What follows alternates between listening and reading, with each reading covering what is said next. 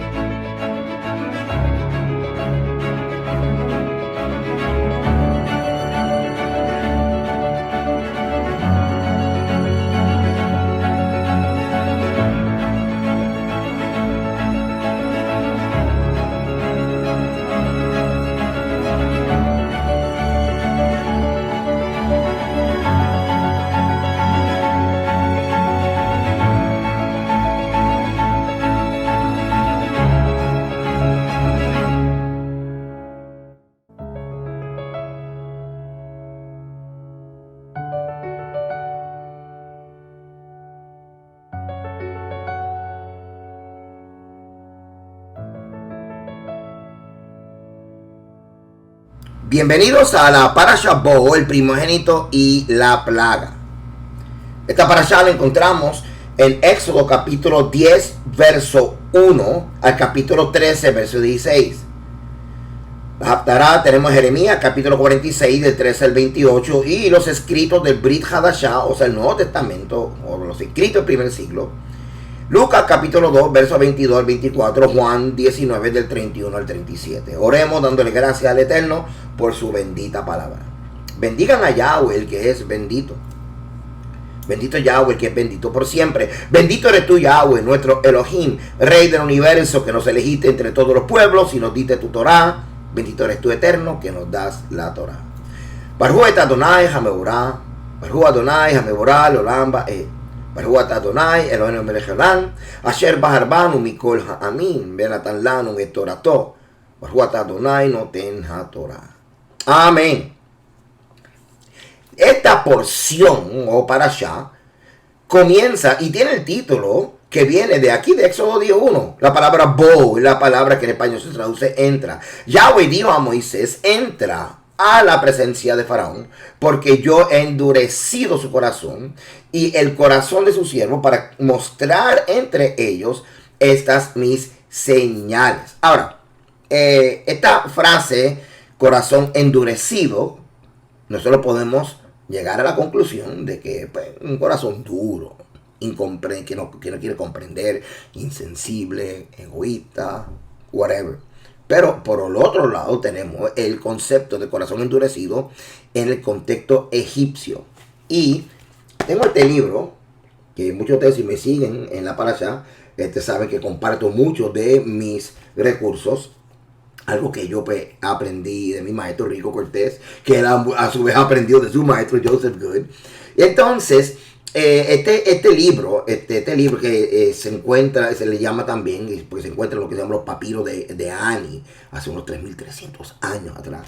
Es el libro que nos explica la religión judía dentro de lo que es el viaje de la persona en el inframundo desde que muere.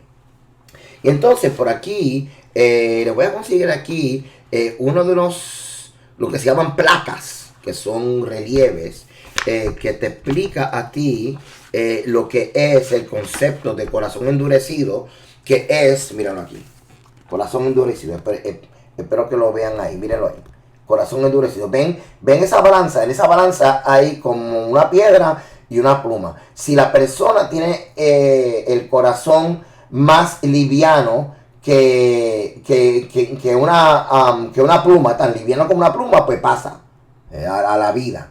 Ahora, si el corazón es pesado como una piedra, pues entonces el cocodrilo se lo come y como decimos aquí en Puerto Rico, se lo llevó el diablo. Okay. Así que este es bien interesante y es un concepto que hace varios años enseñé, lo del concepto de corazón endurecido en el contexto egipcio. Tengo un material nuevo que posiblemente el año que viene estaremos trabajando. El año que viene vamos a estar entrando más profundo en cada una de las deidades. Y ya tenemos ese material por ahí preparándose. Así que continuamos. Esto es lo que estamos viendo aquí ahora. Es lo que yo llamo la casta social. La casta social de egipcio, pero en el panteón. Esto es bien importante. Esto es bien importante porque nosotros tenemos que ver que hay una influencia de las deidades. Hay una influencia de las deidades que está trabajando tras bastidores en la vida de Faraón. Esto es importantísimo, hermano, porque nosotros tenemos que entender. Así como nosotros decimos, pues si Dios lo permite, que Dios esté contigo, que te acompañe el Señor. Pues así también esta gente creía en lo que es la intervención de los dioses. De hecho, ellos tenían este temor y para ellos era bien importante hacer todo de tal manera que hubiera esta complacencia y agradar a los dioses. Y aquí tenemos pues, el dios Ra, que es el dios del sol, el dios Nun, que son las aguas primordiales de donde toda la creación sale, etc. Vamos a hablar un poquito acerca del propósito de las plagas, ¿ok? Y tenga en mente todo esto que te acabo de decir, porque acuérdate que todo tiene que ver con complacer a los dioses para que no haya caos. Ok, el primer propósito de las plagas fue castigar a Egipto. Y esto es algo que yo he mencionado muchas veces en Génesis, en el capítulo 12, cuando el Eterno le dice a Abraham que voy a bendecirte, voy a bendecirte a ti y voy a bendecir a los que te bendigan y voy a maldecir a los que te maldigan. Entonces, el Eterno también le había prometido a Abraham cuando hizo lo que se llama el convenio de las partes, que Israel o los descendientes de Jacob, los que iban a salir de sus lomos, iban a estar 400 años en una nación y que la nación que las iba a oprimir iba a ser juzgada. Pues el juicio en este caso son las plagas y la nación sería entonces Egipto. El segundo propósito de la plaga era el de demostrar esta forma milagrosa de la liberación de los hebreos y así acreditárselo únicamente al Dios de Israel.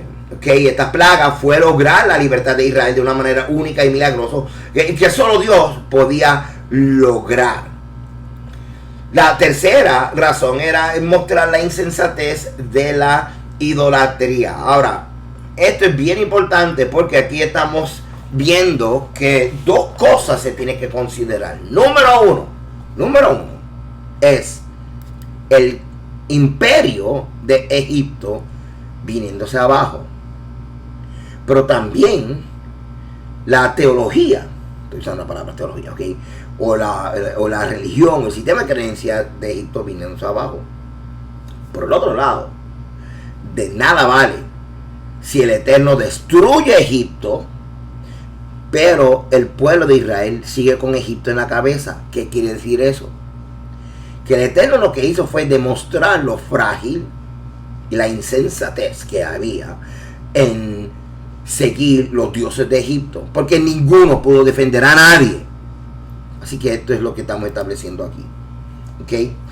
Así que referencias hablando acerca de que las plagas eran juicio contra los dioses es Éxodo 12:12 y número 33:4, lo cual vamos a ver aquí a continuación.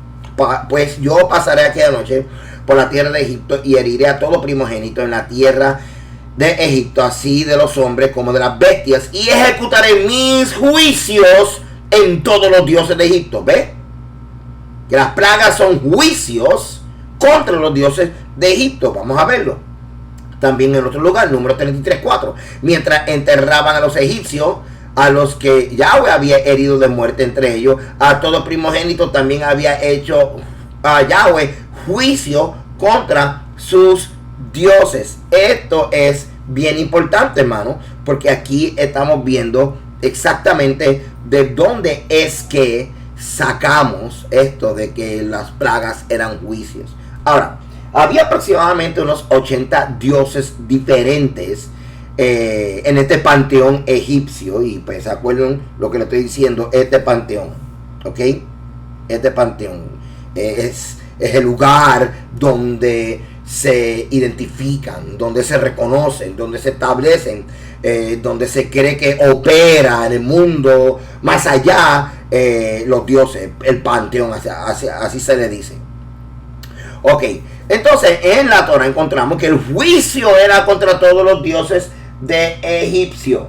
El juicio era contra todos los dioses de Egipcio. Entonces lo que significa entonces, hermano, que estos 80 dioses fueron afectados por las plagas. Ahora, cuando leemos y estudiamos, no vemos una lista de los 80 per se, a menos que haya un libro que lo esté trabajando. Pero no hay mucha información acerca de cómo exactamente cada uno de los 80 dioses fueron afectados por las 10 plagas. Escasez y limitación en la información arqueológica, pero por lo menos te tiene una idea general de cuántos dioses y qué dioses específicos están siendo afectados por las plagas. Y esto es algo importante. Se consideraba que Faraón era un dios en forma humana. El Faraón es un dios en forma humana. Y esto es no importante, esto es sumamente importante. Porque tenemos que nosotros ver a Faraón como los egipcios veían a Faraón, porque así era como Moisés veía a Faraón, así era como los hebreos veían a Faraón. Importante. Ok, repito. Se consideraba que Faraón era un dios. Un dios. Vamos a hablar un poquito acerca de las castas. Les voy a introducir aquí un poquito lo de las castas, porque miren, hermano, una de las cosas que está ocurriendo aquí es que toda la estructura, y a mí me encanta esta parte, porque mi Dios es otra cosa. La estructura social, todo el orden jerárquico, político, la estructura social de Egipto colapsó cuando los hebreos salieron. Ok. ¿Alguna vez tú has visto de estas pirámides que se hacen con tarjetas? Con barajas, con tarjetas y, o bloques. Ok. ¿Qué pasaría si tú de repente sacas las tarjetas o los bloques de abajo? Pues todos se caen. Pues los esclavos eran los que estaban en la parte de abajo de la estructura social. A los esclavos salir, que eran los hebreos, todo cae. Así que esa es otra forma de ver el impacto de las plagas y la salida de los hebreos de Egipto. Ahora, en la trata social estamos viendo que primero arriba estaba Faraón. Así que vamos a ver un poco lo que sería el propósito de las plagas y cómo esto sacudió, ¿verdad?, la estrata social de los egipcios. Primero se consideraba que Faraón era un dios en forma humana y algunas de las plagas tuvieron un efecto directo sobre el mismo Faraón, que era la cabeza de esta estructura piramidal en la tierra. Lo que demuestra, después de todo, que no era ningún dios. En segundo lugar, una de las castas más importantes y controladoras de la sociedad egipcia era el sacerdocio, y algunas de las plagas afectaron los mismos sacerdotes. Y esto nosotros literalmente lo vimos, hermano, en una de las parashá. Ahora, aunque vemos que estaba Faraón y Faraón, un virrey, los sacerdotes y demás, pues encima de Faraón estaban los dioses, el panteón de los dioses, y esto era lo que realmente ellos visualizaban. Así que en esta pirámide lo que estamos viendo es el orden sacerdotal, la casta social, exactamente, la casta social, y que se está viendo afectada literalmente en cada una de estas plagas. En la cima estaba el dios Ra, que era el del sol, Osiris, Isis, etc. Y entonces los egipcios creían que los dioses controlaban el universo, por eso es que ellos tenían este culto a estos dioses. Los egipcios creían que los dioses controlaban el universo, por lo tanto era importante hacer que estuvieran felices. Ellos podrían hacer que el Nilo se desborde y provocar hambruna e incluso provocar la muerte. Así que para tenerlos contentitos, pues ellos hacían toda clase de ofrenda y mantenían la actividad del culto a través de los sacerdotes bien atendido. Se creía que el faraón, como te había dicho, era un dios en la tierra y era el del más poder. Que Faraón era el responsable de hacer leyes y mantener el orden y asegurarse de que Egipto no fuera atacado o invadido por enemigos y de mantener felices a los dioses para que el Nilo no se inundara y hubiera pues una buena cosecha. Luego del faraón, lo que estamos viendo aquí es lo que se llama el visir o el virrey. Y se acuerdan la historia de José. José era un visir o un virrey. Era el consejero principal del faraón y a veces también era el sumo sacerdote dentro del orden sacerdotal. Era responsable de supervisar la administración y todos los documentos oficiales debían tener el sello de virrey como aprobación. También era responsable del suministro de alimentos. Una vez más, ¿se acuerdan de la historia de José? Resolviendo disputas entre los nobles y funcionamiento de protección de la casa del faraón. Luego del virrey o el vizier o el visir, tenemos los nobles. Los nobles gobernaban las regiones de Egipto. Eran responsables de hacer leyes también locales y mantener el orden de la región. Luego y al lado estaban los sacerdotes, que eran responsables de mantener los dioses perices, y los sacerdotes tenían un código de limpieza y de pureza física bien elevada. No predicaban a la gente, sino que dedicaban todo su tiempo a realizar rituales y ceremonias al dios de su templo. Los escribas eran las únicas personas que saben leer y escribir y eran responsables de llevar registros. Los antiguos egipcios registraron cosas tales como cuánta comida se producía en la época de la cosecha, cuántos soldados habían en el ejército, cuántos trabajadores, cuántos obsequios se daban y ofrendas a los dioses, etc. Luego los soldados eran responsables de la defensa del país. Muchos segundos hijos, incluidos los del faraón, a menudo optaban por unirse al ejército por el honor que representaba. Los artesanos eran trabajadores calificados como alfareros, marineros, escultores, pintores, tejedores, joyeros, zapateros, sáteres, etc. Los grupos de artesanos a menudo trabajaban juntos en talleres. A los soldados se les permitió compartir las riquezas capturadas de los enemigos. Oye, eran los que estaban peleando ahí. También fueron recompensados con tierras por su servicio al país. Luego venían los agricultores, trabajaban la tierra del faraón y los nobles, y a cambio recibían vivienda, comida y ropa. Algunos agricultores alquilaban tierra a los nobles y tenían que pagar un porcentaje de su cosecha como renta. Ahora, con este diagrama estudiamos o visualizamos a través de lo que le acabo de enseñar cómo la pirámide social de Egipto quedó patas arriba o colapsó cuando los hebreos salen, porque estamos hablando de que la base eran los esclavos. Míralo ahí a mano derecha. ¿Lo están viendo? A mano derecha abajo. Slave, los esclavos eran. Entonces, imagínate, los esclavos se van, se cayó todo. Así que mira uno de los impactos que sufrió la sociedad egipcia cuando los hebreos se fueron. Ha sido un contraste con Mesopotamia.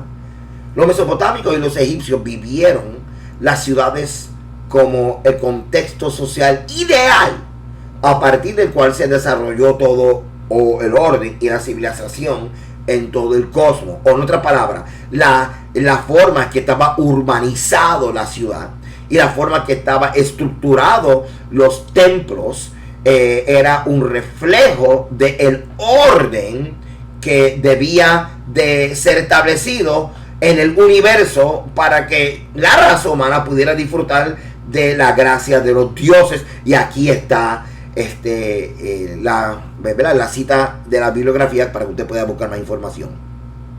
Según el antiguo mito egipcio y mesopotámico compartido, los dioses construyeron las ciudades antes de la existencia de la humanidad y las confiaron a los humanos para preservar el orden del cosmos o el universo.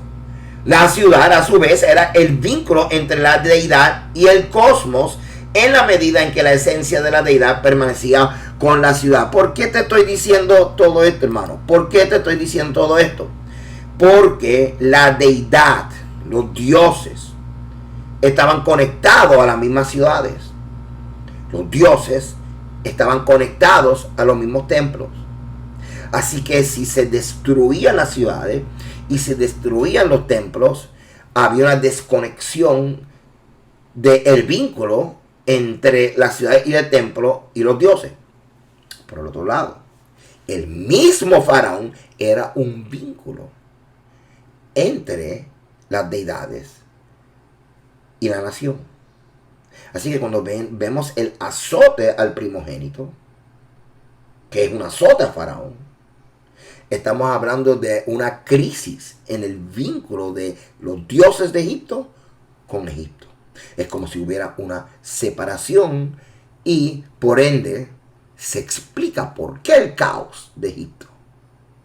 Porque ya los dioses no están vinculados o no están conectados para preservar y para proteger. Y esto es algo que trajo abajo la credibilidad de los dioses, aunque fue algo momentáneo, porque siempre la cultura egipcia siguió adorando a esos dioses porque no conocían al Eterno. Se dice, ¿verdad? No es que se dice, en la Torah aparece que una multitud de gente que no eran hebreos salieron detrás de los hebreos, aprovechando esa puerta que el Eterno abrió de salir de Egipto. Yo sé que muchos egipcios se fueron. Eso es obligado. Porque yo veo un montón de dioses que dicen que son dioses. Se les proclama que son dioses. Y a la hora de la verdad no hacen nada. Y el verdadero Dios es el Dios de Abraham, Isaac y Jacob, y de los hebreos, que los veo manifestando sus maravillas y sus señales para salvar a su pueblo. Yo digo, ¿sabe qué? Es tiempo de yo cambiar de Dios. De dioses al único Dios verdadero. Me imagino eso. Los gobernantes de la ciudad inicialmente asumieron el papel de señores civiles de la ciudad, o sea, soberanos. Pero pronto tomaron el título de sacerdote y rey, o sea, soberanos y sacerdote, atestiguando su papel de representar la deidad de la ciudad. Los primeros sacerdotes reyes fueron elegidos anualmente entre la ciudadanía. Los pueblos antiguos creían que las calamidades que afectaban a las ciudades era evidencia de que la esencia de la deidad se alejaba de la ciudad, lo que también llamamos temple abandonment o abandono del templo, que es un tema que yo he tocado en varias de las enseñanzas de la parashá. Ahora, esto es algo bien importante. En periodos posteriores surgió la creencia de que los reyes podían restaurar los centros religiosos de la ciudad. Así que al hacerlo, ellos lo que hacían es que restauraban la esencia de la deidad, o sea que restauraban la protección y la cobertura de la deidad sobre la ciudad. Por lo tanto, los gobernantes de la ciudad tomaron títulos heroicos para cada ciudad que restauraron o conquistaban y se describían a ellos mismos como el regalo de la deidad a la civilización dentro de la ciudad. Vamos a hablar un poco acerca de las características de estas plagas.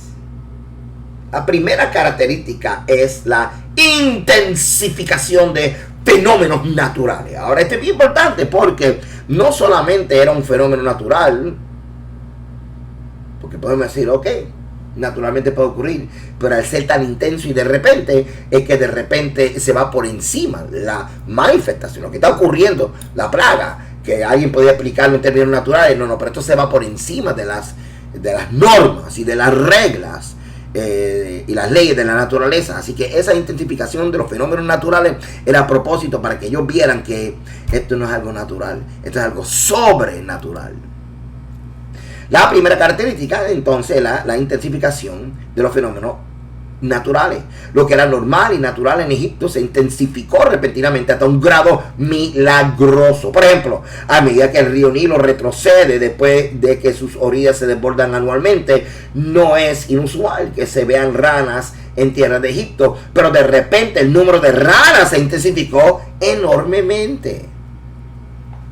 Tampoco es inusual que Egipto se oscurezca durante 12 horas, tal como lo hace el resto del mundo, pero de repente la oscuridad se intensificó. Además, no es inusual que Egipto tenga moscas, pero de repente el número de moscas se intensificó a un grado milagroso. Y si quieres saber más profundo en cuanto a las moscas o enjambre de diversos insectos, vea la parashá pasada Shemot. ¿Ok? La parashá pasada Baera de Shemot, sí, de la parasha, del libro de Éxodo. Ok, continuamos aquí.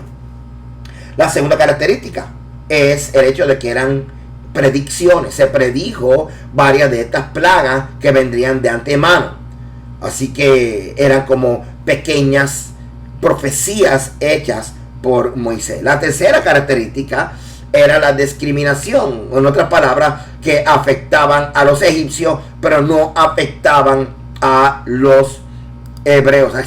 Así que todas estas características es importante que usted y yo lo sepamos cuando estemos leyendo las plagas, ¿ok? Porque así nosotros estamos conscientes de que no era algo natural, sino algo sobrenatural, era la mano de Yahweh. La cuarta característica es el orden, en el sentido de que hubo un aumento gradual de la gravedad a medida que las plagas iban empeorando cada vez más, destruyendo toda la sociedad y la ciudad de los egipcios. Y la quinta característica es la de la moralidad. Las plagas eran morales en el sentido de que enseñaban ciertas lecciones y preceptos espirituales.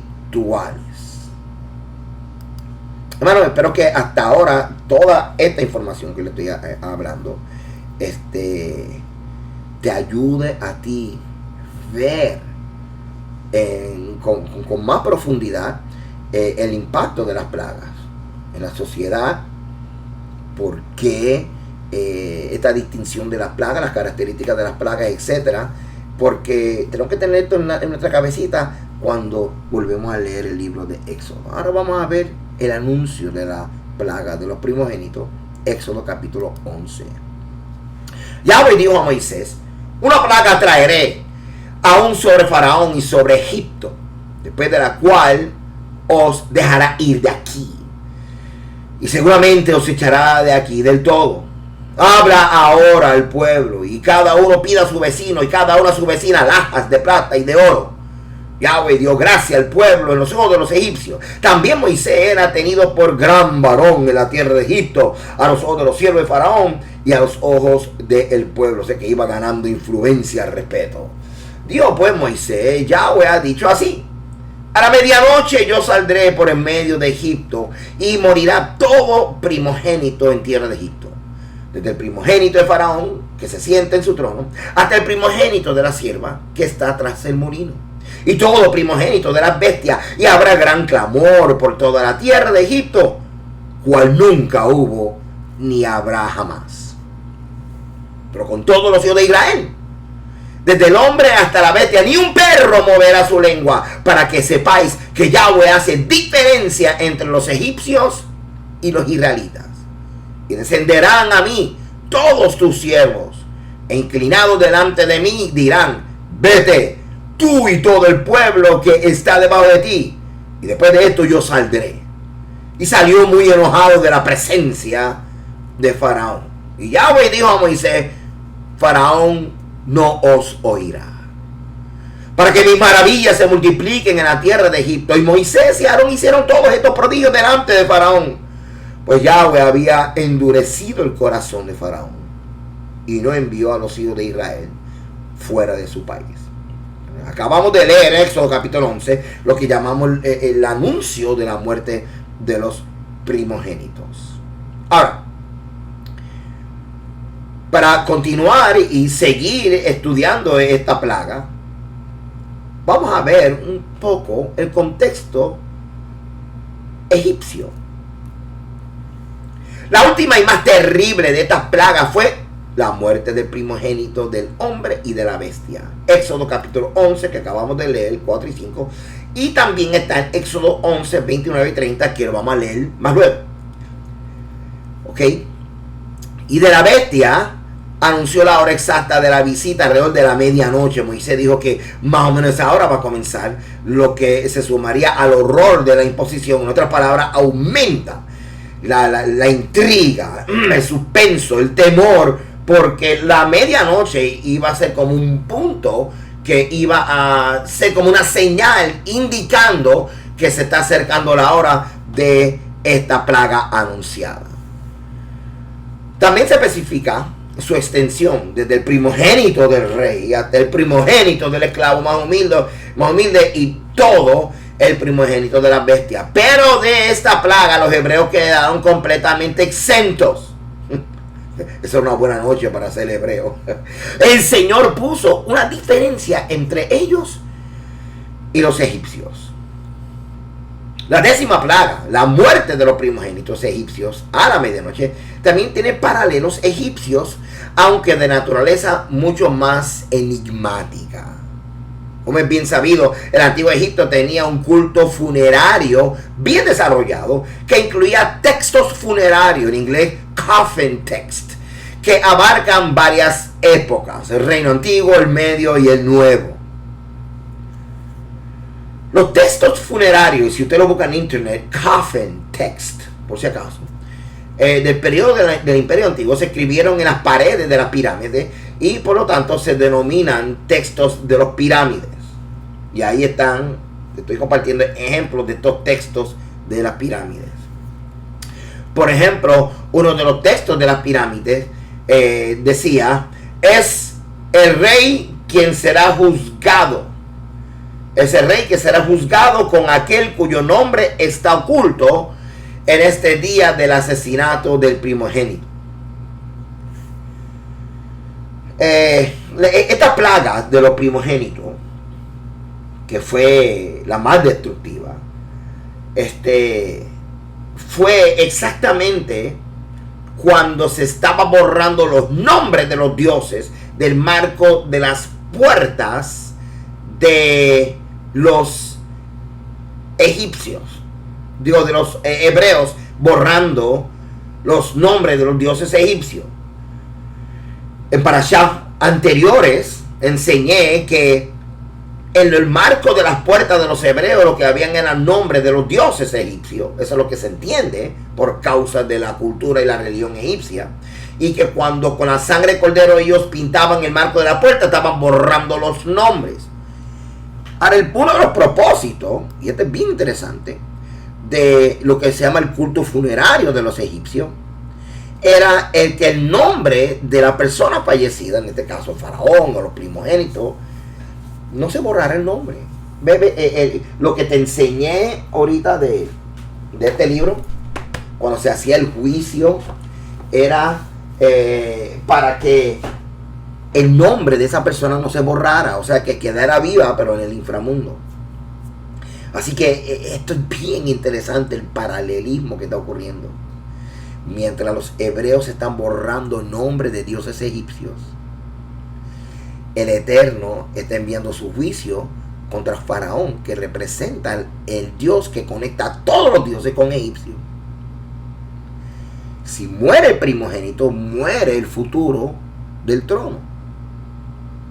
Por el otro lado, lo que estamos viendo, la creencia de los egipcios de tener nombres de los faraones con textos escritos en las sepulturas y en las pirámides, porque yo pensaba que esos nombres, mientras está escrito el nombre, esa persona vivirá y existirá en la eternidad.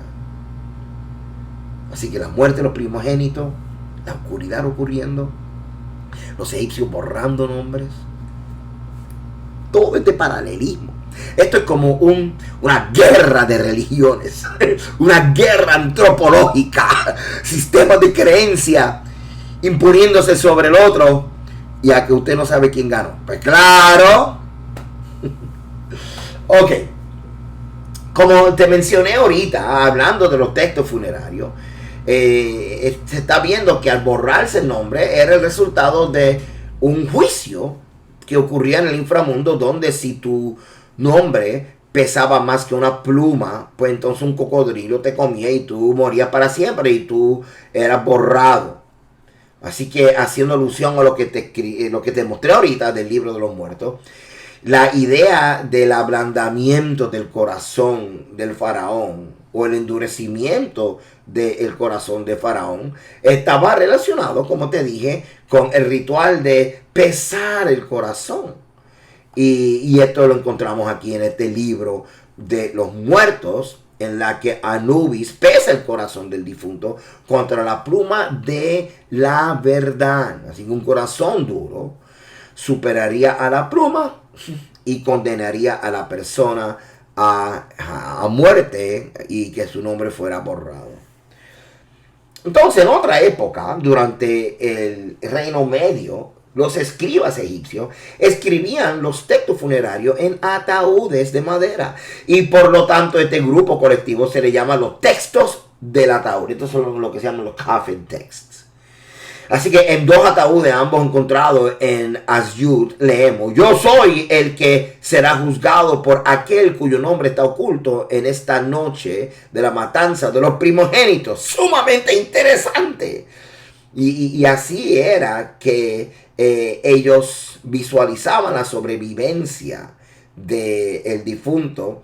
Y aparentemente lo que te estoy citando aquí, que se le llama de los hechizos 508 y también de los textos de la pirámide Teti, muchos consideran esto como una profecía aún alusiva a la plaga de la muerte de los primogénitos cuando estaban los hebreos. Así que también se encontraron en Saqqara textos, ataúdes con textos muy parecidos. Así que aquí se lo estoy enseñando. Esto es bien interesante, hermano. Y definitivamente estudiar estos paralelos nos trae un entendimiento cultural que nos ayuda a confirmar la dirección de la interpretación del texto, especialmente cuando estamos estudiando el libro de Éxodo. A la luz de la interpretación de la relación de los textos de las pirámides o los textos de los ataúdes y el que se esté borrando los nombres en los marcos de la puerta de los egipcios, independientemente de cómo se entienda la aplicación de este mito, un egiptólogo israelí, Mordejai Gila, cita lo siguiente: que estos pasajes o estos textos son una fuerte evidencia de que una vez circuló un cuento mitológico en el que algunos o todos los primogénitos en Egipto, ya sean dioses, mortales o animales, fueron asesinados en un determinado día o noche. Es muy probable que el mito se encuentre en el trasfondo del relato bíblico. Y cuando yo encontré esto, yo dije, wow, ven, hablando acerca de evidencia. Vamos a seguir. Espero que estén disfrutando todo esto, hermano. Ok, vamos a seguir. Ok, regresamos entonces a Éxodo. Y una vez más, es que hay tantos detalles que tengo que regresar otra vez. Y nos quedamos en un detalle y entramos por esa puerta más profundo del texto. Aquí lo que quiero que ustedes vean, entonces una vez más, a la medianoche saldré yo saldré por el medio de Egipto, y entonces la muerte de los primogénitos, desde el faraón hasta el más pequeño. Y también en Éxodo 12:29 dice que aconteció el cumplimiento, que fue a la medianoche. Así que lo que se cree es que la razón por la cual fue a la medianoche es porque este momento más oscuro de la noche en la mente de los egipcios, y esto lo voy a explicar más en otra versión de la parashá, en la serie de las crónicas del Mesías, es el punto climático donde ellos creían que el sol salía por la mañana porque de noche había una guerra en el inframundo, y el sol salía por la mañana quiere decir que el sol venció a las deidades en el choque de deidades, y que el sol, cada vez que sale el sol, es que resurrección, resucité, vencí la muerte, estamos. Y entonces, por eso es que la medianoche era como el punto más climático, donde había más guerra espiritual, donde había más guerra entre deidades en el inframundo para los egipcios. Fue a ese momento donde comienza la muerte de los primogénitos. Por eso es que aparece en estos dos textos tanto la profecía, la predicción, como el cumplimiento de la plaga a la medianoche.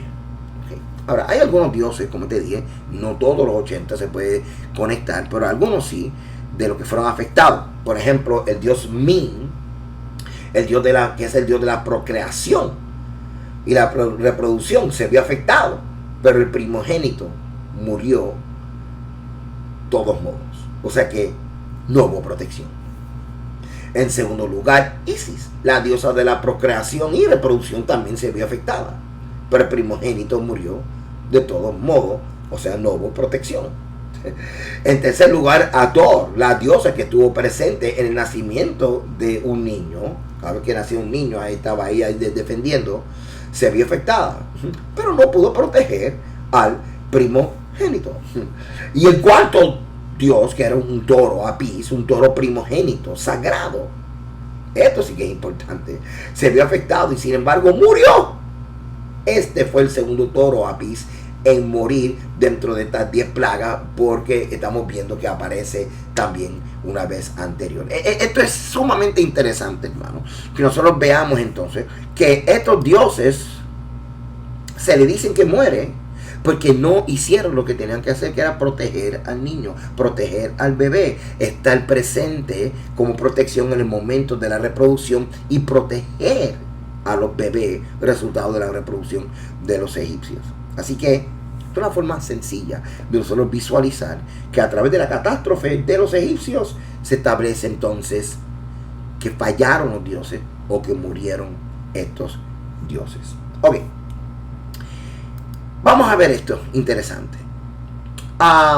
Este tema del primogénito, es bien importante porque tenemos que nosotros estudiarlo bien a la luz de la mentalidad de Antiguo Medio Oriente, porque esto nos va a ayudar a entender por qué el Eterno establece a Israel como primogénito. ¿Por qué el Eterno establece a la tribu del norte como primogénito? ¿Qué implica? ¿Cuál es la implicación o lo que representa o significa la muerte de un primogénito? ¿Qué significa la muerte de un primogénito? Y esto es algo que tenemos que tener una vez más en nuestras cabecitas mientras estamos leyendo y estudiando el Éxodo, especialmente esta última plaga. Ahora bien, el tema de la condición o el concepto primogénito de los hebreos es un contexto importante para entender la muerte del primogénito egipcio. Yahweh reclamó a los hebreos como primogénitos, y eso lo vemos en Éxodo capítulo 4 versos 21 al 23. Junto con este reclamo predice la muerte del primogénito egipcio. Leamos. Y dijo Yahweh a Moisés: cuando hayas vuelto a Egipto, mira que hagas delante del faraón todas las maravillas que he puesto en tu mano, pero yo endureceré su corazón. O sea que ya él está juzgado, de modo que no dejará ir al pueblo. Y dirás a faraón: Yahweh ha dicho así: Israel es mi hijo, mi primogénito. Ya te he dicho que dejes ir a mi hijo para que vea, pero para que me sirva. Mas no has querido dejarlo ir. He aquí, yo voy a matar a tu hijo, tu primogénito. ¿Qué implica esto? El primogénito era el futuro del trono, pero ahorita hablaremos más detalles. Pero le adelanté eso para que le ponga un poco más de sabor y contexto y fuerza a esta declaración de parte del Eterno contra el primogénito del faraón. Lo que le está diciendo: destruiré tu trono. Lo que está diciendo es: ¿sabes qué? Después de esta plaga, tu trono no va a tener futuro, tu nombre será borrado. El tema reaparece de la muerte del primogénito egipcio en la instrucción de Moisés en Sucot. Y esto lo vamos a ver ahorita. Éxodo capítulo 13, de 1 al 2 y del 11 al 16. Vamos a ver bastantes textos, porque quiero que lo veas de la misma forma que te mostré los textos anteriores de Éxodo y Número, cuando hablé de que las plagas eran juicios contra los dioses. La matanza del primogénito egipcio brinda la ocasión para una exigencia divina de que los israelitas consagraran a Yahweh el ganado y los hijos varones primogénitos. Así que esta es la base para la consagración de los primogénitos. La forma en que el Eterno se vengó de Egipto, estableciendo, hermano, que la protección de cada primogénito implica la santificación de cada primogénito. En otras palabras, quedan como propiedad de Yahweh. Éxodo capítulo 13, de 1 al 2. Yahweh habló a Moisés diciendo: conságrame todo primogénito, cualquiera que abre matriz entre los hijos de Israel, así de los hombres como de los animales, mío es. Así que estamos viendo ahí que todo lo que es consagrado al Eterno le pertenece a él. Una vez que el Señor los haga entrar a la tierra de los cananeos y se les haya dado conforme al juramento que les hizo a ustedes y a sus antepasados, le dedicarán el Señor el primogénito de todo vientre y todo primer macho de su ganado, pues estos le pertenecen al Señor. El primogénito de una asna podrá ser rescatado a cambio de un cordero, pero si no se rescata, se le quebrará el cuello. Todos los primogénitos de ustedes o de sus descendientes deberán ser rescatados o redimidos. Continuamos, Éxodo capítulo 13, verso 14 en adelante. El día de mañana, cuando sus hijos le pregunten: ¿y esto qué significa?, les dirán: el Señor, desplegando, manifestando su poder nos sacó de Egipto, país donde fuimos esclavos. Cuando el faraón se empeñó en no dejarnos ir, el Señor le quitó la vida a todos los primogénitos de Egipto, tanto de hombres como de animales. Por eso le ofrecemos al Señor en sacrificio el primer macho que nace y redimimos a nuestros primogénitos. Esto será para ustedes como una marca o una señal distintiva en la mano o en la frente de que el Señor nos sacó de Egipto, desplegando o manifestando su poder. Ahora veamos Levítico 23. Es el lugar donde encontramos las citas divinas, las santas convocaciones, las fiestas, los días señalados para el Eterno, para su pueblo.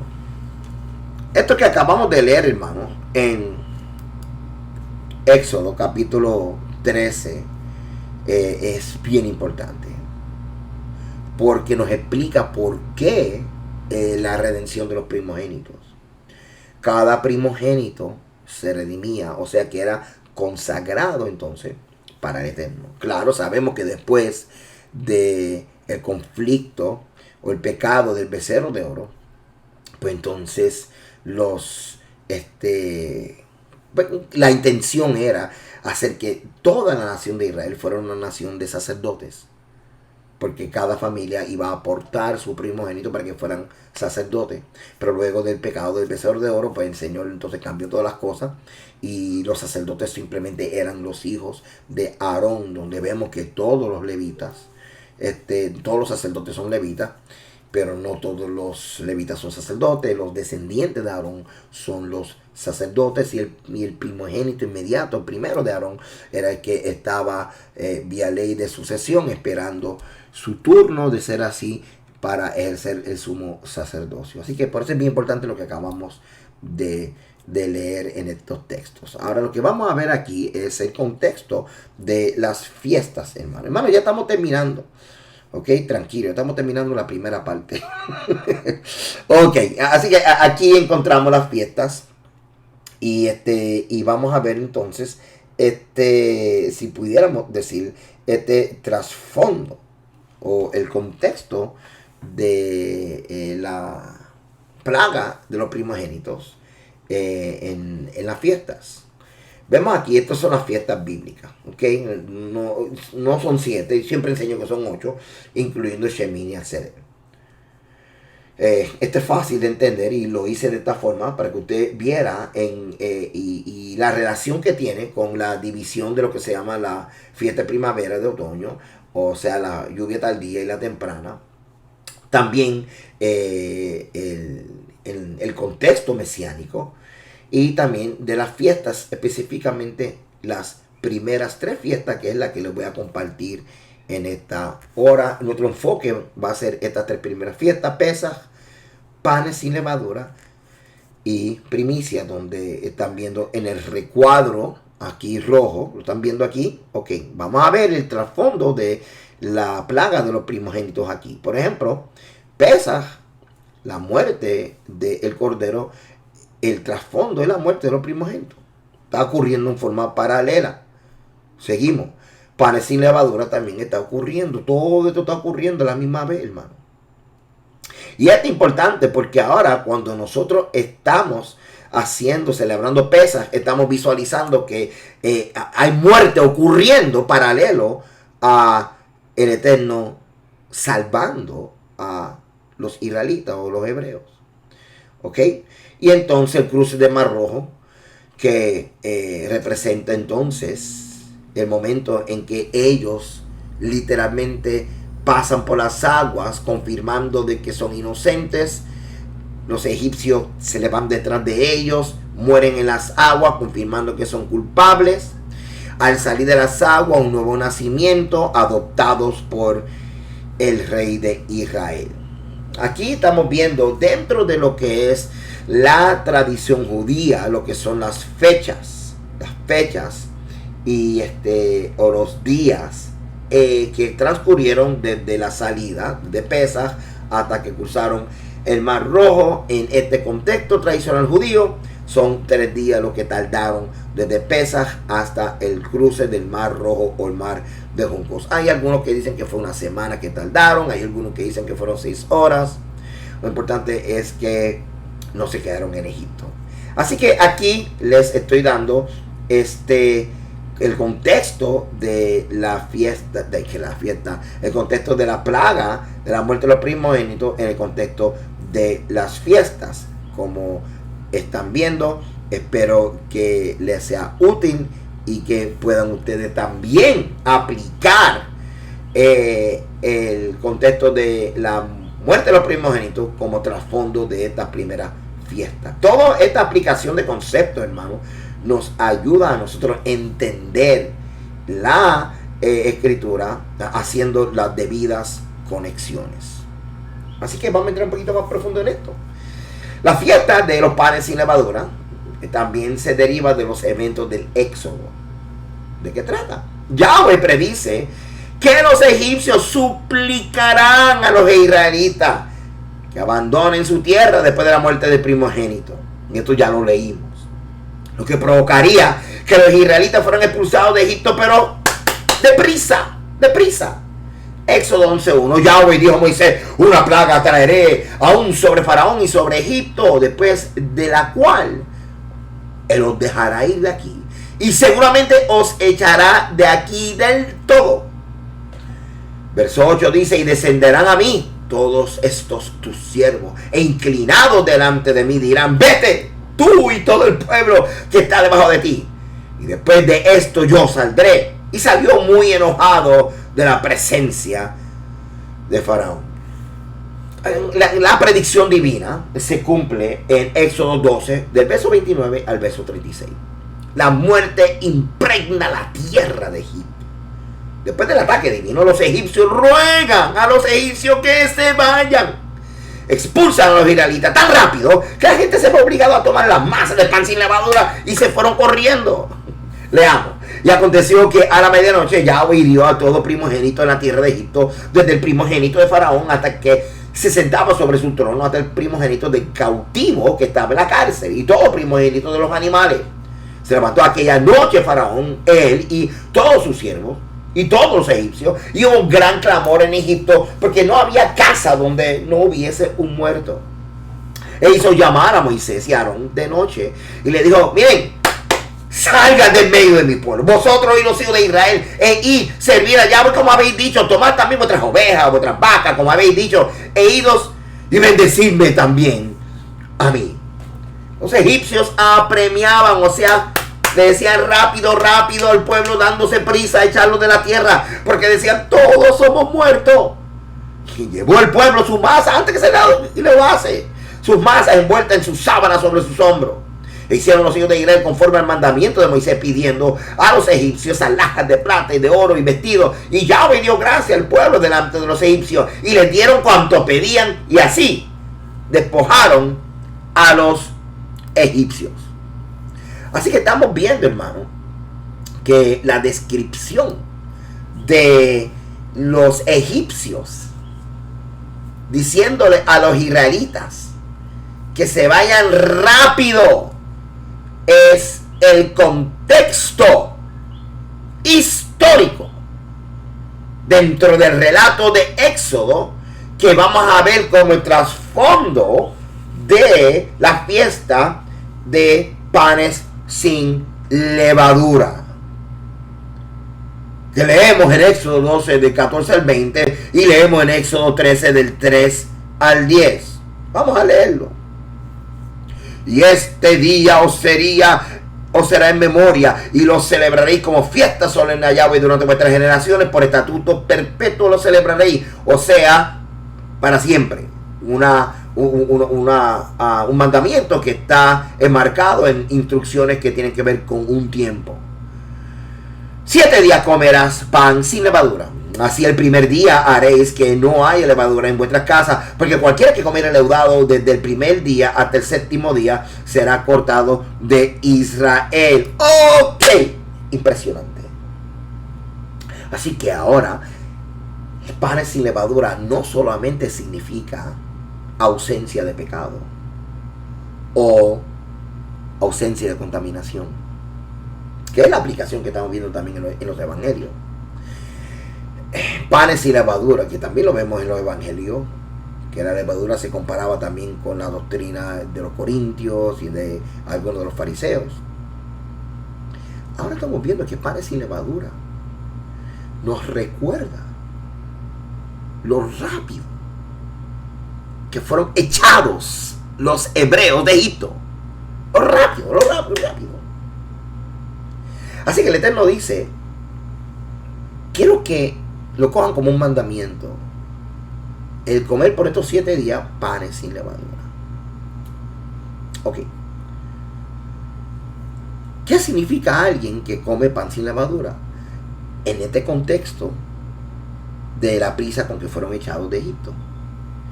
Quiere decir que es alguien que estaba loco por irse de Egipto y no titubeó y se fue. Sin embargo, ¿qué significa el que no come pan sin levadura y que deja que la masa crezca? Es una persona que no tiene prisa de irse de Egipto, que quiere quedarse un rato más en Egipto y está mirando el pan leudándose. Es como aquel personaje mexicano. Sí lo hago, ya me voy. Y el Señor, el Eterno, está diciendo, abrí la puerta, vete tu liberación. Y tú estás todavía jugando con Egipto. Es que déjame pecar esta última vez. Déjame, ya que no voy, por ejemplo, ¿te acuerdas cuando te enteraste de que no podías comer lechón? El lechón cerdo es la misma categoría de rata. Rata es un lechón en la mesa, como cucaracha, langosta. Ok, eso tú lo lees en Levítico capítulo 11. Entonces, mira qué cosa interesante. Si tú te quedas jugando con el pecado, te enteras que el Eterno quiere que tú vivas para Él, y que por cuanto Él pagó el precio a través de Yeshua, de que tú fueras su propiedad. Vea, a veces nosotros queremos ser tan dogmáticos. Esto no es cuestión de dogma, esto es cuestión de entender que legalmente tú le perteneces al Eterno, y si Él te dice a ti, tú no vas a comer cerdo, no te queda otra. Tú eres siervo de Él, tú eres esclavo ahora del Eterno. No te pongas a pelear. Así que comer pan sin levadura es el reflejo de la persona que no titubea en obedecer a Dios. Dejar que el pan se leude y crezca es un reflejo de la persona que tarda en obedecer a Dios. Terco, cabezón, todavía quiere atender los deleites de la carne y de esa área del humano que no quiere someterse a la ley de Dios, que no quiere someterse al Espíritu. Así que te enteras hoy de que el Eterno no quiere que tú comas cerdo. Así que si tú hoy dejas de comer cerdo porque la Biblia así lo dice, porque tú eres propiedad privada ahora de Él, y tú ves y encuentras y no permite que haya espacio para que tu rebelión crea algún postulado irracional que solo te convence a ti porque quieres comerte el lechón, para continuar acariciando la dieta de Egipto, pues eso es lo que se le llama dejar que el pan se leude. Y ahí está el pan creciendo. Y porque tú estás ahí, bueno, vamos a hacer esto. Ok, ya leí que no se puede comer cerdo, pero vamos a hacer esto. Vamos a suponer que hoy voy a comer el último plato de cerdo, y que este rito de este último plato de cerdo, arroz con gandula y cerdo y morcillas, o mi sándwich, mi emparedado, que en Puerto Rico le decimos un emparedado o sándwich cubano que tiene pernil. Pues yo voy a hacer que este último plato que me voy a comer, yo voy a hacer como que sea un rito de transición. Ningún rito de transición. Ningún rito de transición. Simplemente agarra lo que tengas ahora y te vas. No vas a permitir que el pan crezca. No vas a permitir que el pan se leude. Porque si tú dejas que eso crezca, se te va a hacer difícil irte. Y de la última, será una de las últimas. Vas a estar todo el año despidiéndote del cerdo. Así yo te pregunto, ¿cómo tú describes tu vida de obediencia? ¿Como un pan sin levadura? El que obedece rápido. ¿O como el que deja que el pan crezca? Que es el que titubea y juega con... le da vuelta al asunto porque... como que no quiere obedecer lo que dice ahí, como que comienza con esta excusa, eso no tiene nada que ver, eso tiene que tener otra interpretación. Yo sé cuál es la interpretación, se llama que todavía estás acariciando la dieta, la mentalidad, la religión, el sistema de creencias, las costumbres de las naciones y de Egipto.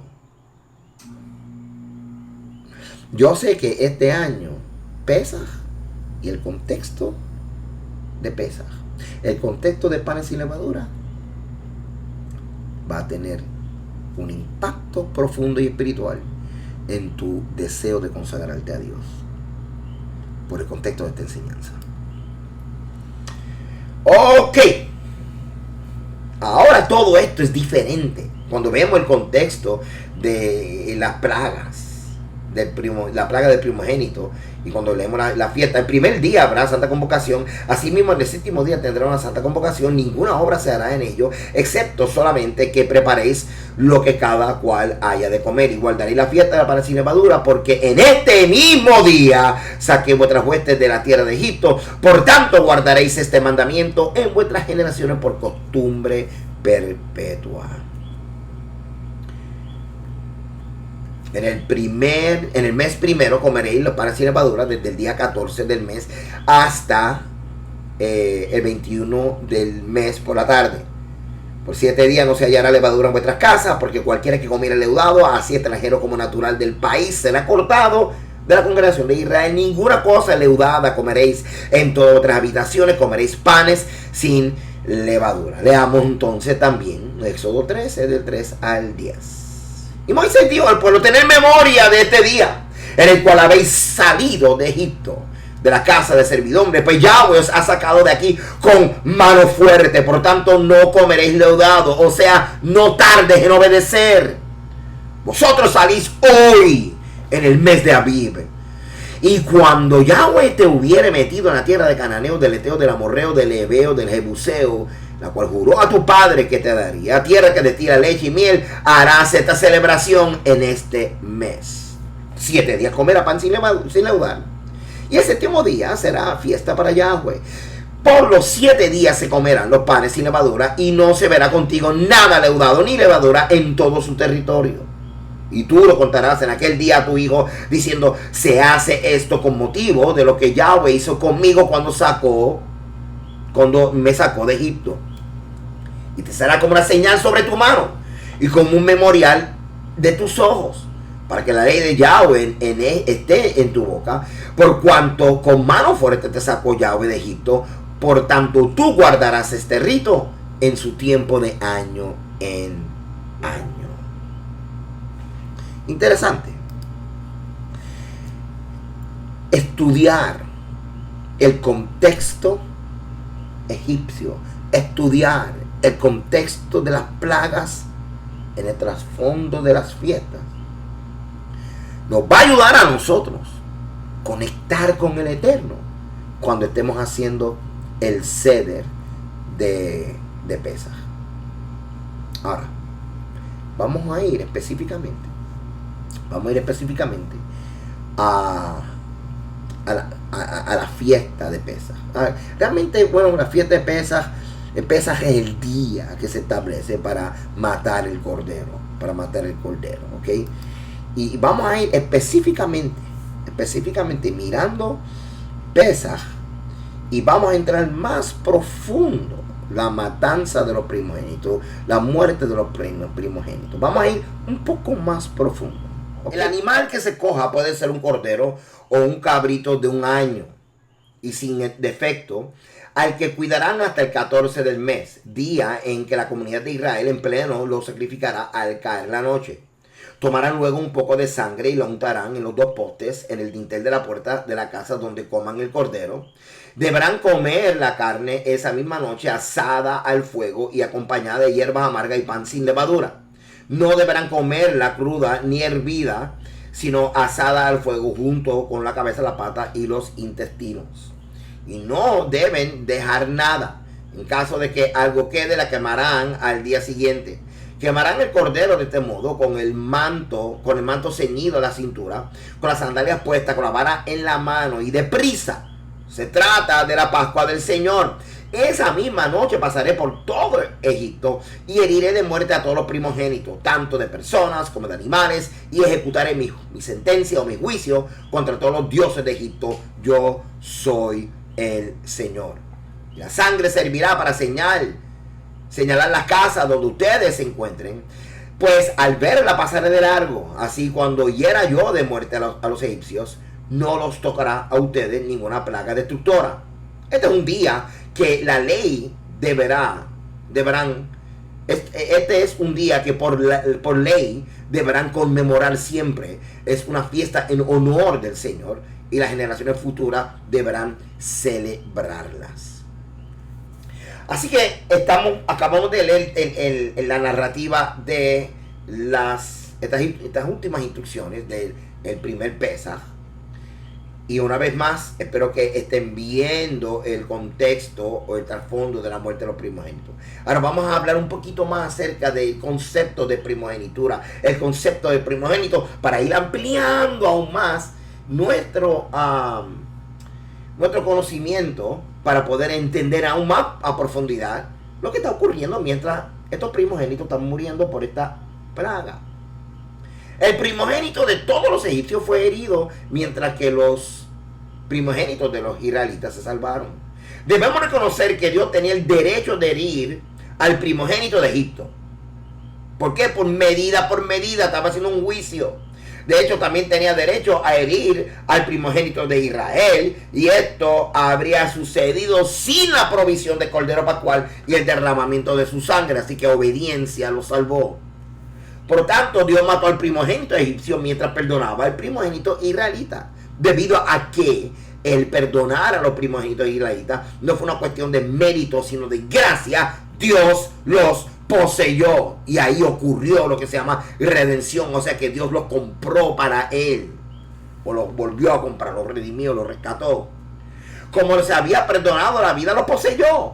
El rito de redimir al primogénito fue un recordatorio constante para los israelitas de todas las generaciones posteriores, de que el primogénito pertenecía a Dios y que esto se debió a que el primogénito se perdonó en el Éxodo. Interesante, ¿verdad que sí? Así que vamos a ampliando entonces un poco más lo que implica la salvación de los hogares hebreos, que implicaba el hecho, y lo vamos a ver ahorita una vez más, este detalle, que el primogénito de esa familia le pertenecía al Señor. De todos esos primogénitos que fueron salvados en Egipto, era que el Señor iba a levantar lo que se llama la casta o el grupo de sacerdotes. Por eso es que se llamaba reyes y sacerdotes, el pueblo del Eterno. Ok, ahora vamos a ver dos contrastes: el significado de la plaga pascual para los egipcios, y después vamos a ver el significado de la plaga pascual para los hebreos. Para los egipcios, la Pascua y la plaga de los primogénitos fue una derrota de los dioses de Egipto. ¿Okay? La Pascua y la plaga del primogénito sirvieron como golpe final que obligó, escuchen esto bien, importante, que obligó a los egipcios a dejar ir a los israelitas. La plaga de los primogénitos fue un castigo apropiado para los egipcios por su opresión en Israel, lo que yo llamo medida por medida. Y la Pascua y la plaga del primogénito fue un acto de gracia, así como un acto de juicio. Y esto, juicio sobre los egipcios, y estaban viendo como los egipcios, y los egipcios vieron cómo los israelitas disfrutaban de la gracia del Eterno. ¿Por qué gracia? Porque estaban obedeciendo. Ahora, el significado de la Pascua o de la plaga y la plaga de la muerte de los primogénitos para los hebreos. La Pascua y la 10ª plaga sirvieron como juicio sobre los dioses de Egipto, a quienes los israelitas habían adorado en Egipto. Como quien dice, de la que nos salvamos nosotros. ¿Ok? La Pascua fue para Israel una manifestación del poder de Dios. La Pascua y la plaga de los primogénitos fueron pruebas de la posesión de Israel por parte de Dios. O sea que ahora ellos le pertenecían al Eterno. La Pascua fue otra evidencia de la gracia de Dios en la vida del pueblo de Israel. Ok. Ahora vamos a otro nivel en la aplicación del concepto primogenitura. El concepto ser posesión de Dios por causa de la redención. La función del primogénito. Lo vamos a aplicar ahora a Yeshua, porque quiero establecer algunas cosas aquí que son fundamentales y básicas dentro de lo que es primogénito. Acuérdate que primogénito en el antiguo Medio Oriente, y como lo hemos visto en alguna de las porciones, no necesariamente era el primero que nacía. El primero que nacía era el que por naturaleza, si podríamos decir así, o ley natural, le correspondía todos los beneficios y responsabilidades de ser primogénito o heredero del papá. Pero el papá tenía también el derecho de darle esa bendición de primogenitura a un segundo, tercero o cuarto hijo si quería, porque la primogenitura o el derecho y la bendición de la primogenitura no se circunscribía única y 100% exclusivamente a el hecho de que era el primero que nacía, sino que describía la función del que tenía tal bendición. Veamos aquí. La función del primogénito en la plaga y el rito de redención. En la narración de la Pascua, fue el hijo primogénito quien fue designado por Yahweh para representar a la familia, porque así es. Ahora, en la noche de la Pascua, la representación estaría ligada a la liberación de la familia del ángel de la muerte. Así que el primogénito estaba representando a la familia que iba a ser salva. Pero se establecía el precedente de que el primogénito fue consagrado y le pertenece al Eterno. La familia también le pertenece al Eterno, pero ese primogénito tiene un sello y una marca especial, porque ahora le pertenece al Eterno. Fue de ahí la primera opción de la creación de la clase sacerdotal que luego nosotros veremos. El cordero no representaba a la familia, sino al primogénito, y murió en su lugar, o la vida del primogénito estaba amenazada porque representaba la familia. Así que cuando vemos que obedecen matando al cordero, el cordero entonces está salvando al primogénito, porque era la muerte de los primogénitos lo que estaba ocurriendo esa noche. Pero el primogénito a la misma vez representa a la familia. Así que la familia es salva, el primogénito es salvo, pero santificado o separado, aparte, le pertenece al Señor. La familia también le pertenece al Señor, pero ese primogénito le pertenece al Señor. Y luego vemos, como te dije, le pertenece tanto como que el Señor lo iba a usar como sacerdote. Espero que esto les esté ayudando. Vamos al paso, pero vamos. Esto puede ser el contexto que vincula las declaraciones del Nuevo Testamento de que Yeshua es el Cordero de Dios. Juan 1.29, no lo voy a escribir aquí porque ya tenemos mucho y necesito avanzar. Y que Yeshua, nuestra Pascua, esto sí quiero que lo lean, 1 Corintios 5.7, bien importante, con la declaración de que Él es el primogénito, y esto son palabras del apóstol Pablo. Cristo es el primogénito, el uno que representa a muchos, o el uno que representa a la familia. Como ningún otro podía enfrentarse al ángel de la muerte. Así como en el caso de Egipto, los hebreos en Egipto, como en el caso de Yeshua, enfrentándose a la sentencia de la muerte porque todos nosotros pecamos. Y así librar a Cristo de su papel de representante. Pues, Cristo murió, como lo había hecho el Cordero en la primera Pascua. Él es tanto el primogénito como la ofrenda pascual, o sea, primogénito y cordero de Dios. Ahora estamos viendo que el sacrificio de este cordero en Pesaj no era para perdón de pecado. El sacrificio era para redención. O en otras palabras, que tú pudieras declarar: hasta aquí le pertenezco a Faraón. Hasta aquí le pertenezco al Dios de este mundo. Hasta aquí le pertenezco al diablo. Hasta aquí soy siervo del diablo. Hasta aquí soy hasta aquí soy hijo del diablo. Ahora le pertenezco al soberano Yahweh. Ahora soy hijo de Yahweh. Ahora soy esclavo de Yahweh. Ahora soy hijo adoptivo de Yahweh, del Eterno. ¿Ve? ¿Le hace sentido? Interesante. Vamos a ver Romanos capítulo 8, verso 29. Porque a los que antes conocido también los predestinó para que fuesen hechos conforme a la imagen de su Hijo, para que Él sea el primogénito. Y ahí está la palabra que vamos a leer ahorita del griego. Entre muchos hermanos. Así que después usted lee el resto, hermano, está aquí para que lo puedas leer. Lo que quería era que ustedes vieran cómo el apóstol Pablo presenta a Yeshua como el primogénito entre muchos hermanos. El primogénito entre muchos hermanos. Y ahí sigue hablando acerca de quién nos va a separar del amor de Dios, etc. Ok. Esta interpretación toma la expresión prototokos, que nos revela la función de Yeshua como primogénito de entre los hermanos, como establece en Romanos capítulo 8. Nos revela la función de Yeshua firmemente en el contexto de la historia redentora. Cristo, el ungido, no es el primogénito en el sentido de que fue el primer creado, sino que actúa en la función de primogénito. ¿Y cuál es la función de primogénito? Uno escogido por Dios para llevar la responsabilidad de representar a la familia. Lo agarraron, espero que lo hayan agarrado.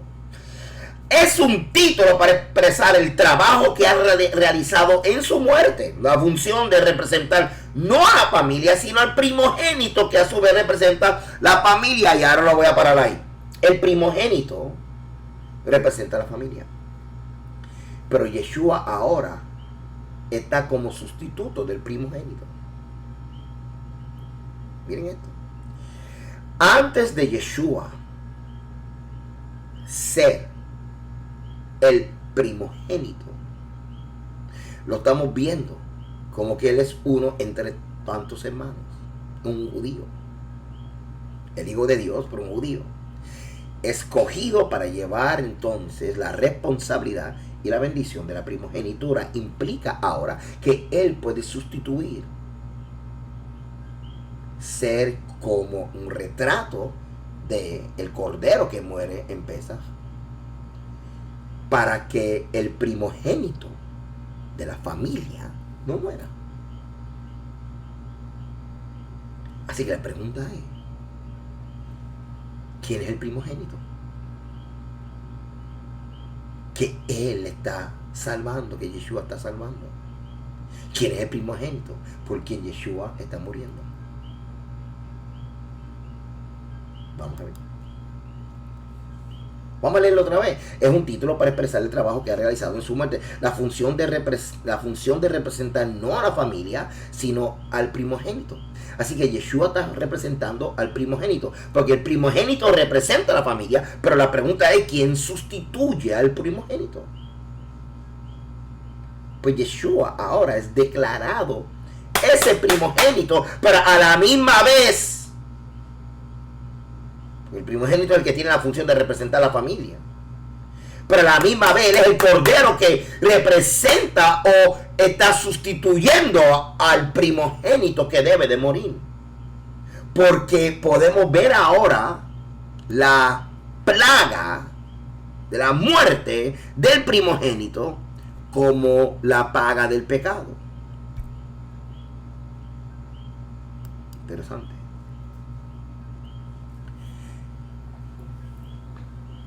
¿quién es este primogénito? ¿Por quién Yeshua está muriendo? ¿Por quién Yeshua está muriendo? Como cordero. Porque así lo presenta Pablo. Ese cordero en su muerte protege al primogénito. Así que Yeshua es declarado primogénito para representar una familia, pero es declarado cordero, por lo menos así lo explica Pablo, para que entendamos su función en la muerte, sustituyendo o protegiendo al primogénito, que en el contexto de la plaga de la primogenitura tenía que morir, pero fue salvado por la muerte de un cordero. Así que Juan dice que un cordero, Pablo dice que un cordero. La función del cordero era sustituir la muerte de el primogénito que representaba una familia. Éxodo 4:22 al 23 dice: y dirás a Faraón, Yahweh ha dicho así: Israel es mi hijo, mi primogénito. Ya te he dicho que dejes ir a mi hijo para que me sirva, mas no has querido dejarlo ir. He aquí yo voy a matar a tu hijo, tu primogénito. Así que Éxodo 4:22 establece que el Eterno reclama a Israel, a los hebreos esclavos, le dice: ¿sabes qué? Ese es mi primogénito. Mi primogénito. Así que Yeshua es el primogénito y representante de todo Israel. Porque eso es lo que hace el primogénito, que representa a todo Israel. En el contexto de Israel, el primogénito de Dios sacado de Egipto en Éxodo capítulo 4. Vamos a confirmar esto que estamos diciendo. O sea, capítulo 11, verso 1. Cuando Israel era muchacho, yo lo amé, de Egipto llamé a mi hijo. Entonces el profeta Osea, que predicaba las tribus del norte, dijo esto. Así que también se entiende que Israel, la tribu del norte, siendo representado por Yeshua en la cruz, también Israel violó el pacto y Yeshua pagó el precio con su vida para que Israel regrese. Así que estamos viendo dos cosas: que Yeshua estaba representando a las 12 tribus, pero también estaba representando a la tribu del norte. ¿Por qué? Yeshua ahora es el cordero que impide que el primogénito muera, que impide que Israel muera. Así que cuando aplicamos primogénito, Israel como primogénito en el contexto de Egipto, estamos viendo literalmente a las 12 tribus y todos los que no eran Israel, que estaban con ellos. Son otros 20 pesos. Pero ahora Osea nos amplía, nos mete más profundo la misión del Mesías de redimir a esas tribus que en la colectividad se formaron como la tribu del norte, que se entiende que fueron los que a última hora violaron el convenio y quedaron totalmente fuera, porque Judá fue preservado por causa del pacto de David.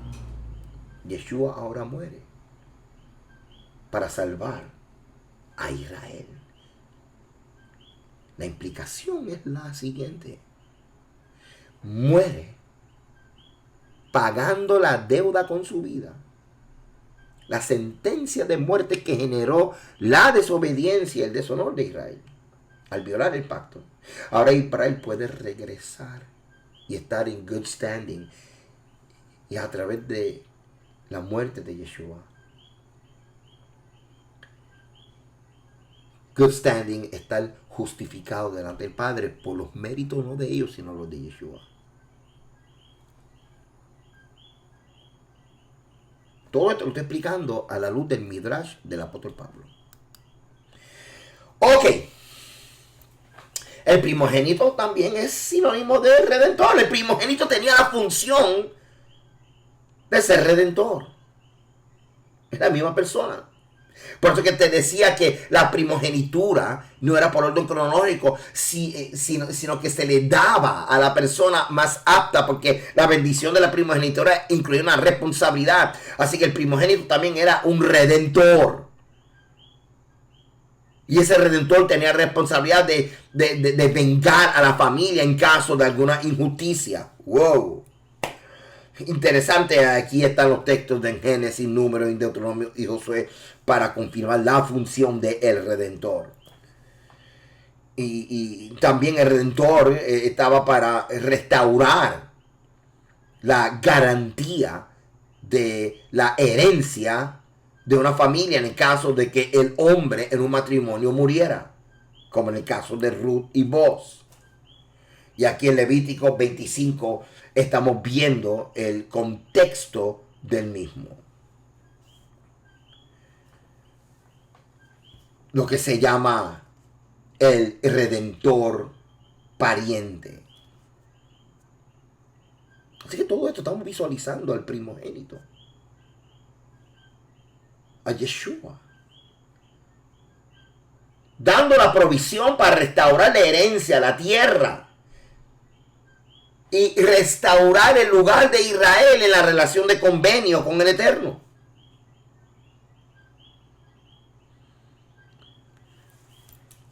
Y estamos viendo cómo el Eterno, en su acto como redentor y salvador y vengador, restaura aún el honor de las viudas para que puedan criar a sus hijos en honor. Todo esto, hermano, es el rol de un redentor.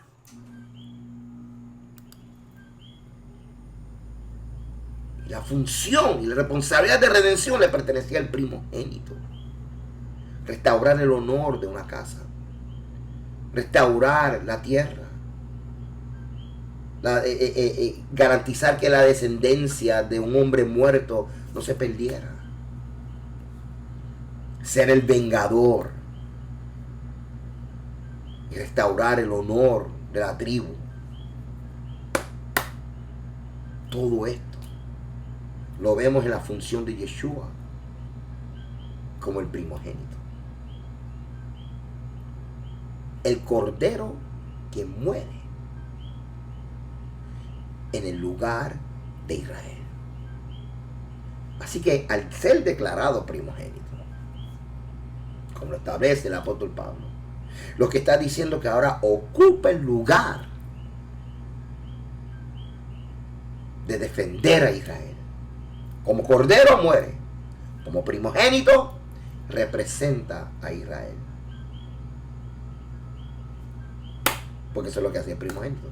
Defendía a Israel, representa a la familia, defendía a Israel, hace justicia con la familia, hace justicia con Israel.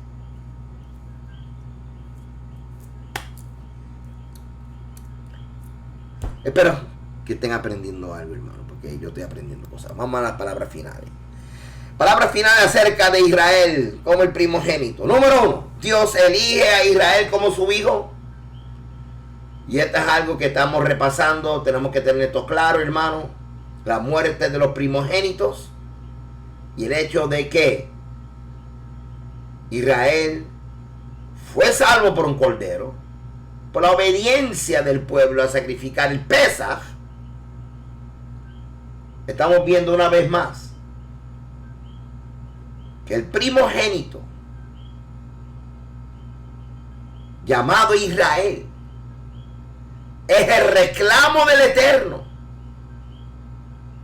de adoptar a los hijos de Jacob, rescatar a los hijos de Jacob, de tenerlos una vez más en sus manos. Los declara a todos. Por causa del nuevo nacimiento, todos nacieron a la misma vez. Este es mi primogénito. Ahora, el primogénito representaba una familia. Eso te lo dije ahorita. Así que ¿a quién representa Israel? Tiene la responsabilidad de representar a todas las naciones de la tierra.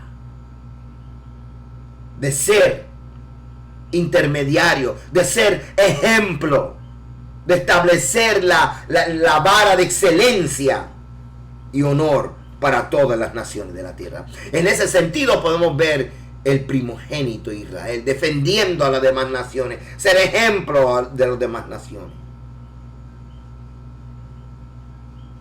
Y eso es la función del primogénito. Que el primogénito, en el contexto del rescate ocurrido en la muerte de los primogénitos en la última plaga, representa esa persona de la familia que ahora es consagrada, santificada para el Eterno. Ese estatus también lo aplica a todo Israel. Primogénito todos, consagrado todos. ¿Para qué? Para que el Eterno more en ellos. Y esa es la razón de la adopción legal. Porque tenemos a un Dios que no solamente quiere ser tu Señor, quiere que sepas que le pertenecemos porque nos rescató, que observó aún las leyes y las costumbres del antiguo Medio Oriente para hacernos entender la legalidad de la redención,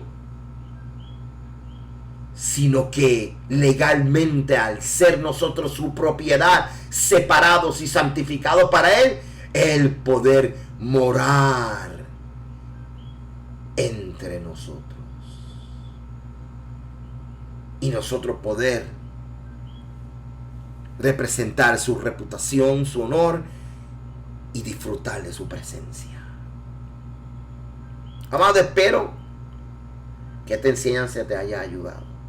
La aplicación del concepto primogénito para entender la función del cordero, el cordero que muere por el primogénito, y por eso que el primogénito ahora es santificado, separado para Yahweh. Pero este primogénito representaba a la familia, así que la familia es salva, protegida, pero el primogénito mantiene la responsabilidad de siempre velar por esa familia. Por eso es que le costó su vida, para protegerla, para restaurarle el honor de la herencia, el honor de la tierra, proteger a los hijos de las viudas. Justicia social. Estamos viendo, hermano, la función del primogénito aplicado a Yeshua, lo que implica primogenitura a todo Israel en su relación con todas las naciones, de ser modelo y ser ejemplo y cuidar a las naciones. Hermano, gracias por estar conmigo en esta enseñanza. Espero que sea de bendición para todos ustedes. Gracias por apoyarme en mi página, tanto en walteragoto.com, y los que están suscritos con el beneficio de poder bajar toda la información. Gracias a cada uno de ustedes. Y gracias a los que están también suscritos en mi página en YouTube. Así que el Señor les bendiga, el Señor les guarde, y será entonces hasta la próxima. Shalom.